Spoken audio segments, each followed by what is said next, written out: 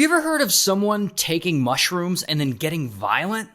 Well, the story starts with this guy, Thomas. And Thomas is a 19-year-old college student living in Canada. And Thomas has a problem. He apparently has a messed up brain. He's a former rugby player and he got a bunch of concussions over the years that supposedly screwed him up. Well, one night in 2015, these brain injuries allegedly finally catch up to him. Because he's back home from college for the winter break, and he ends up reconnecting with some of his former high school buddies, and, they all go out to a local sports bar, and they hang out, and they have a couple of beers, and they watch a hockey game. And so they're there, and they're drinking, watching the game, but eventually, I guess they get bored with that, and the group decides that they want to have a different kind of fun.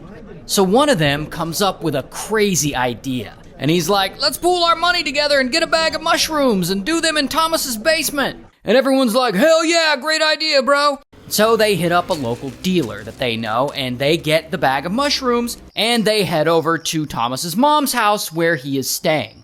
Then they go to the basement and they pass around the bag and they each take a dose from the bag and they eat it and then they wait. And around an hour passes. And by this time, the drugs are kicking in and they're all starting to feel the effects and they're laughing and they're vibing and they're having a real good time and whatnot. Everyone except for Thomas. Thomas isn't feeling anything at all. He's just kind of sitting there watching everyone else have fun. Now, he's a big guy with a bigger body mass. So he starts thinking, oh, maybe that's why I'm not feeling anything. And so he decides he wants to take more. So he reaches into the bag and he eats a handful more. And after a bit of time, boom, it finally hits him. And now he's laughing and vibing and having a good time like the others, which is great because now they're all on the same wavelength and they all go for a walk and they play video games and they just, hang out in the basement and they trip. But around 2 a.m., something changes. Thomas starts acting different.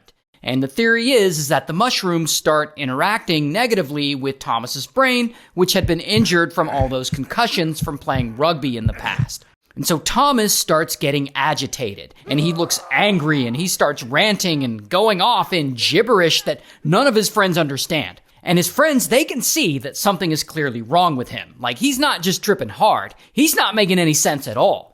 Then Thomas gets paranoid and he tells his friends that he's scared and he leaves the basement and he runs upstairs. Now upstairs is his mom's room and she's home and she's in her bed asleep with her boyfriend. And so Thomas runs into mom's room and he flips on the light and I assume this wakes her and her boyfriend up and Thomas, he just sits on the floor and chills. And mom, she's tired. She doesn't want to deal with his shenanigans. So she's like, turn off the light. But Thomas doesn't.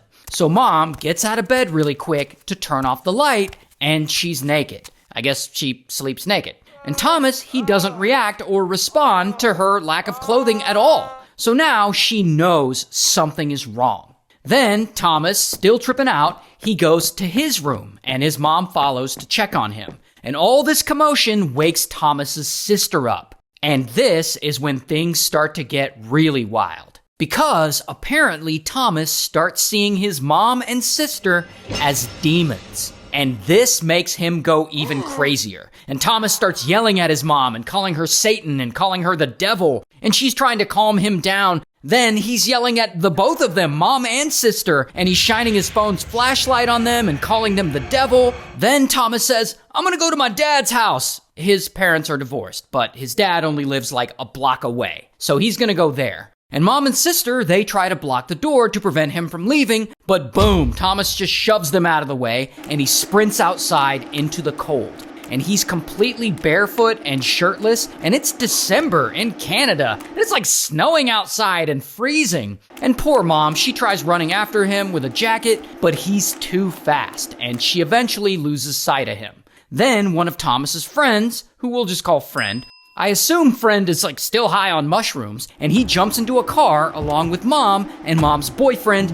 and they make the 1-minute drive to Thomas's dad's house. And when they pull onto Dad's street, they see Thomas standing outside of this random neighbor's house. And so Friend, he gets out of the car and he approaches Thomas and he gives him a jacket and he starts talking to him and trying to calm him down. But Thomas is not calm. He starts shouting, and at some point during all this madness, he goes into such a psychotic state that he started thinking that he's some kind of god. And he yells, "I am God! Nobody can stop me!" And he starts cursing Friend out and trying to fight him. So Friend goes back in the car, and Thomas follows him. And Thomas is still mad, and he picks up a rock, and boom, he smashes it against the driver's side window. Then boom, he hits it a second time, and again, boom, and the window finally shatters. And everyone in the car is all freaking out, and they're like, "We need to call 911, but no one has a phone. It seems like they left the house so fast that none of them grabbed their phones. And so they leave, and they drive back to Mom's house. While Thomas, he runs over to his dad's house. And there, he finds a window, and he gets into the house that way. And he walks through the place up to his dad's bedroom, and pow, he kicks down the bedroom door. And it's 3 a.m., so his dad is asleep next to Dad's girlfriend. And Thomas yells, "This is the day of reckoning!" And then he starts hallucinating that both of them are the devil, and he freaks out even more. And so he runs away, straight to the kitchen. And Dad is like, "What the fuck?" And he jumps out of bed, and he follows after him into the kitchen. And bam, Dad grabs him, and he tries to subdue him. But unfortunately, Dad is no match for Thomas. Like I said, Thomas is a former rugby player, he's a big dude, and he's real strong.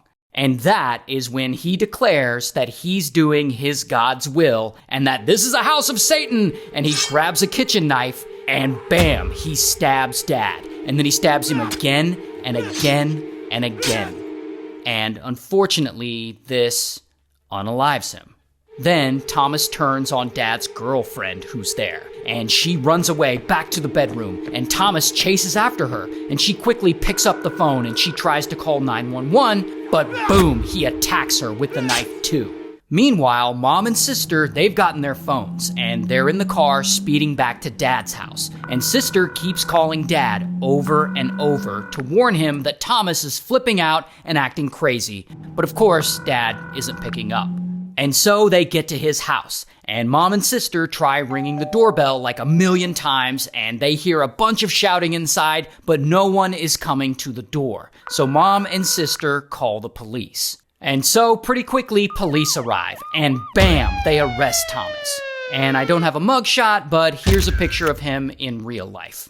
Meanwhile, Dad's girlfriend is rushed to the hospital, and she has to undergo multiple surgeries, and she even loses her right eye, but luckily, she survives. And so Thomas, he has this whole trial, and he's ultimately found guilty of manslaughter, and he's sentenced to 5 years in prison. And then after that, there's like a battle in appeals court for a long while, and anyway, he's out now. So